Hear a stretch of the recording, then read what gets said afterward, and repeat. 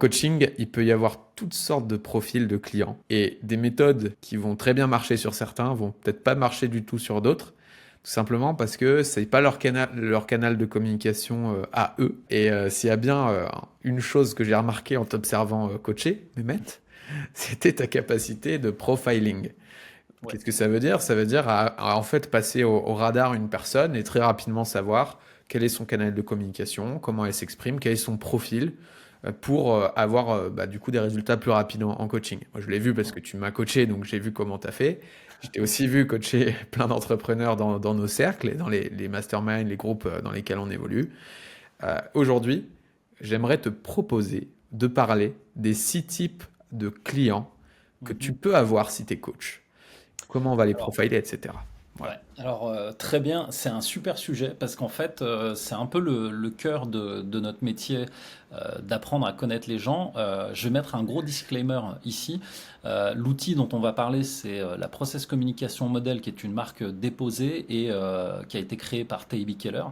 Le disclaimer, il est simple. En fait, moi, je suis coach accrédité en Process Communication Model, mais l'idée, c'est que en France, la Process Com est vraiment diffusée au niveau national par Keller Communication France. Donc, vraiment, je mets ce disclaimer parce que c'est important, c'est un outil qui a énormément de valeur et qui est justement protégé par une marque et aussi qui est protégé par Keller Communication France. L'idée ici, c'est vraiment de remettre à César ce qui est à César. C'est eux qui m'ont formé et c'est vraiment dans cette direction-là, par ce respect-là, que j'aimerais commencer parce que c'est un outil qui a une énorme puissance, qui est aujourd'hui certifié neuroscientifiquement aussi parce qu'il y a des neuroscientifiques qui bossent sur l'outil et qui permet d'obtenir effectivement des résultats assez pertinents et impressionnants derrière, puisque cet outil, moi, je m'en sers au quotidien dans mes accompagnements, et on nous a appris en fait chez Keller Communication France à utiliser justement ces outils-là,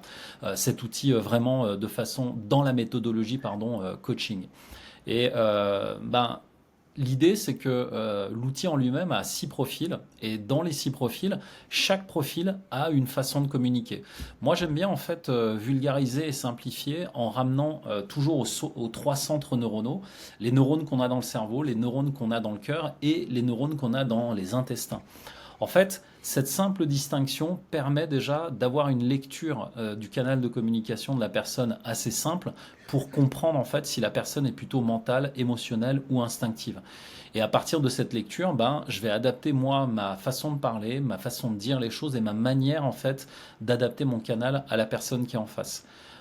C'est game changer parce qu'en fait la personne en face inconsciemment comprend que j'utilise le même vocabulaire qu'elle, comprend que j'utilise aussi les mêmes verbes et la manière de parler qu'elle utilise, et inconsciemment, ça crée une espèce de connexion, et ça, c'est plutôt la PNL, et dans la PNL, en fait, c'est un outil de visualisation, enfin de synchronisation, qui permet en fait simplement de se synchroniser sur le non-verbal. Donc le non-verbal, c'est tout ce qui est posture, mimique du visage, etc., ton de la voix, volume, débit, intonation, articulation, et également la posture avec laquelle je me tiens face à la personne que je vais accompagner qui est en face de moi.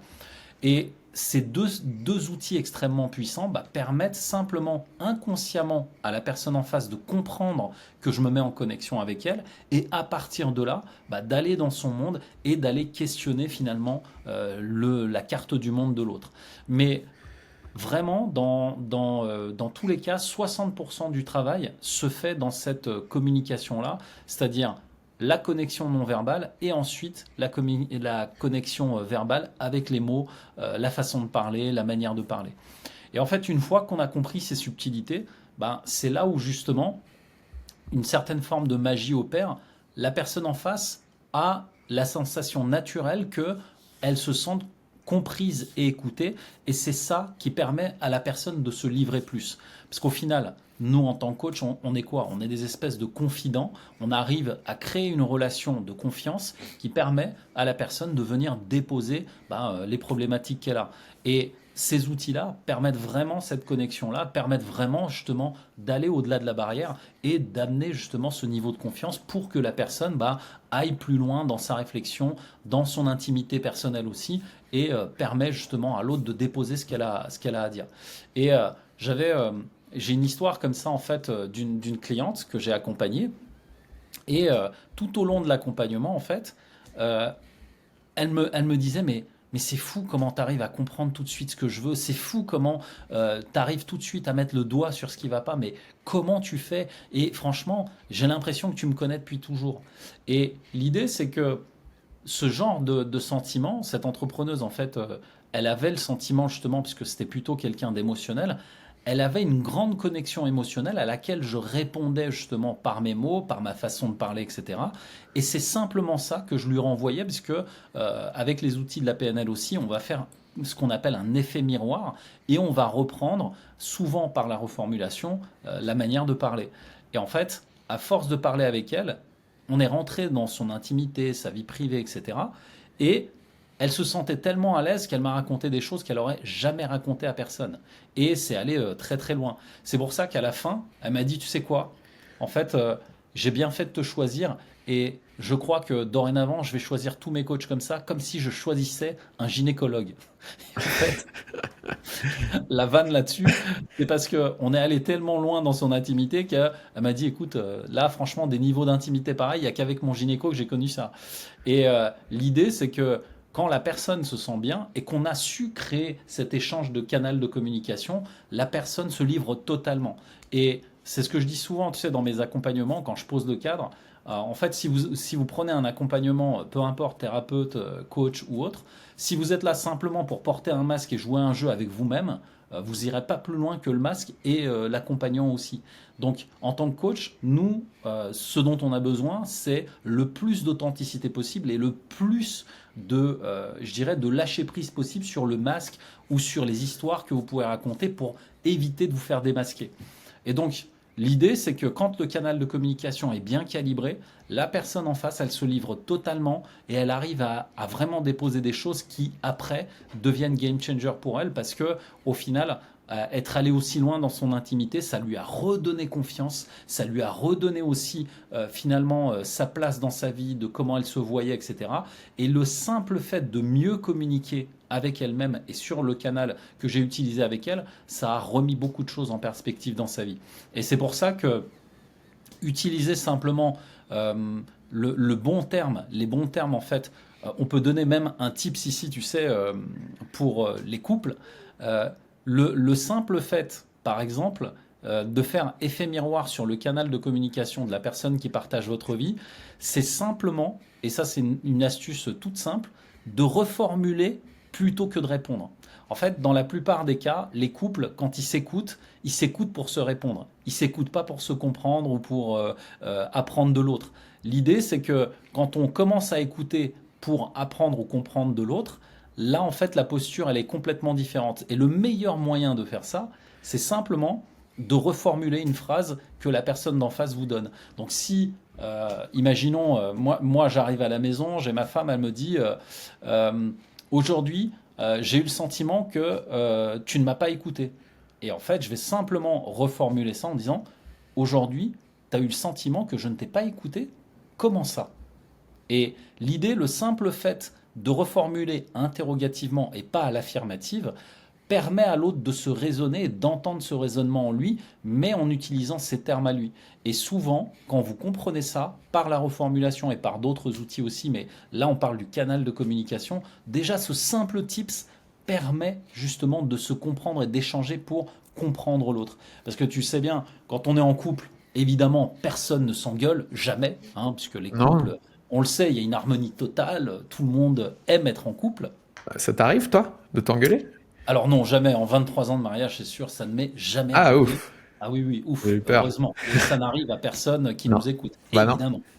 Et, et dans cette optique-là, pour que ça puisse durer, bah, la reformulation en utilisant la forme interrogative et qui laisse justement le même canal que l'autre, permet justement à la personne de reformuler et d'utiliser la compréhension en fait neuronale. Et l'idée, c'est que une personne qui va avoir par exemple un centre très mental va utiliser des mots très précis, va être très précis dans sa formulation, eh bien là, il faudra reprendre la même précision avec les mêmes termes. Et vous allez voir, ça fait résonance chez l'autre. tout simplement. Pareil pour l'émotionnel, pareil pour l'instinctif. L'idée, c'est vraiment de se synchroniser sur ce canal qui permet à la personne simplement de se sentir mieux dans la relation avec vous. Donc il y a trois centres neuronaux, Ouais, le mental, l'émotionnel et l'instinctif. c'est ça. Tu peux te caler sur leur canal de communication, notamment en reformulant. Ouais. Toi, dans tes séances, déjà première question, est-ce que tu cherches à aller plus loin dans la précision de la personne que tu as en face? Est-ce que tu t'en tiens à, ok, je cherche à comprendre duquel de ces trois centres elle communique, ou est-ce que tu vas aller encore plus loin? Je sais que dans l'outil dont on parlait au début, il y a encore plus de profils. Euh, Alors, il y a 6 profils dans l'outil et oui, on va plus loin parce que là, comme je te l'avais dit, je suis coach accrédité en ouais, PCM. Je fais passer le questionnaire officiel de la PCM pour aller voir justement l'identité profonde de la personne. Moi, ce que j'appelle identité profonde, c'est les 6 profils et la manière dont la personne s'en sert, puisque les 6 profils ne sont qu'une représentation de nos ressources internes qu'on va activer dans certains contextes. d'accord. Et l'idée, c'est comment tu les utilises, dans quel contexte et à partir de quoi, à partir de quel centre tu vas pouvoir les utiliser. Et une fois que tu as compris ça, bah, tu comprends aussi en fait ton identité, comment tu fonctionnes, comment tu te parles, comment tu communiques avec toi-même, mais aussi avec les autres. Et c'est cette communication qui permet ce calibrage et qui permet justement d'amener une meilleure synchronisation dans la communication avec les autres. Qu'est-ce que faire ce travail sur toi-même, ça a changé dans ta posture de coach du coup? Dans la Mmh. connaissance de soi du coach en fait. Alors là, pour soi-même, c'est justement de mieux comprendre déjà nous comment on communique et surtout en fait qu'est-ce qu'on se raconte comme histoire, sous quelle forme et de voir en fait quelles sont nos zones d'ombre, nos zones de stress, dans quelle partie en fait on devient finalement contre-productif dans notre vie, dans notre vie perso comme pro. Et moi, le premier truc que ça a changé, c'est surtout en fait d'être en paix avec moi-même et de ne pas chercher à me suradapter et à avoir ce côté je me suradapte par rapport aux autres et j'essaye de changer mon rythme ou de me... Souvent en fait c'était je me comparais aux autres. J'ai arrêté de me comparer, par exemple, j'avais un de mes mentors, il avait fait de grandes choses, je me disais, ah, t'as vu, lui, il l'a fait, etc. Et ça, tu vois, ça nourrissait en moi le syndrome de l'imposteur et ce manque de légitimité. Et en fait, cet outil, moi, il m'a permis de me réaligner là-dessus et simplement de revenir à moi-même et de comprendre que finalement, j'étais unique et que le parcours que ce mentor avait n'était pas le mien, quoi. Et ça m'a permis vraiment de gagner en sérénité, en paix intérieure et de me dire finalement, je lâche prise. Chacun en fait est unique en son genre et j'ai cultivé justement cette unicité plutôt qu'autre chose, quoi. Donc tu as cultivé ton unicité. Ouais, Ensuite, tu arrives à profiler en fait tes clients, à c'est ça. identifier rapidement. Ouais, c'est cartographier finalement, tu vois, le profil, quoi. Ouais, Donc ça, tu peux le faire en le sentant dans la séance ou alors plus en profondeur en faisant passer un test, etc. La c'est ça, PSM que tu c'est parlais tout à ça. l'heure. Alors c'est un questionnaire, c'est pas un Un test, c'est un questionnaire. questionnaire. Ouais. Ok. Très important de le préciser. Et donc ensuite, là, en séance, si tu devais nous partager peut-être un ou deux autres tips que tu utilises, comme celui de la reformulation, quand tu Mhm. es face à quelqu'un de mental, quand tu es face à quelqu'un d'instinctif, à un fonceur, quoi, quand tu es face à quelqu'un d'émotionnel, est-ce que tu aurais Mhm. peut-être un ou deux tips pour des coachs qui nous écoutent pour Alors, adapter leur posture? l'un des premiers tips que j'utilise, c'est l'acronyme DIVA. Et DIVA, c'est débit, intonation, volume, articulation. En fait, la manière de dire compte plus que ce que la personne dit. Souvent, quand je me connecte à la personne, en fait, je préfère écouter le débit, l'intonation, le volume et l'articulation, parce que le débit, par exemple, une personne qui va parler de façon extrêmement précise va souvent parler très très vite, va avoir un débit très rapide. Et quand elle se met à parler comme ça, tu entends bien que la personne, elle a ce côté extrêmement fluide et précis, mais qui veut en fait, on l'entend, c'est souvent en fait, moi ce qui me vient, c'est que la personne veut aller vite et ne pas perdre de temps. Et ça, c'est typique, tu vois, des personnes qui sont plutôt dans le mental. Et ce truc-là, le simple fait d'écouter le débit, l'intonation, le volume et l'articulation, permet justement d'immédiatement se positionner en fait sur quel centre la personne utilise. Et une fois qu'on a ça, bah en fait, le deuxième tips, ce serait de voir en fait ben, quel est le champ lexical que la personne elle utilise. Donc là, on est dans le verbal, dans les mots qui sortent de sa bouche. Parce qu'en fait, l'acronyme DIVA, donc débit, intonation, volume, articulation, plus les phrases que la personne utilise, va donner ce que j'appelle moi, ça c'est mon appellation, hein, c'est le champ énergétique lexical. En fait, chaque fois qu'on parle, on émet une énergie, et ce champ lexical énergétique, c'est justement ce que la personne dégage quand elle utilise l'acronyme DIVA et les mots qu'elle utilise, en fait, la manière dont elle le dit. Et moi, j'écoute beaucoup ce champ lexical. Je pourrais ne pas regarder la personne et simplement l'écouter.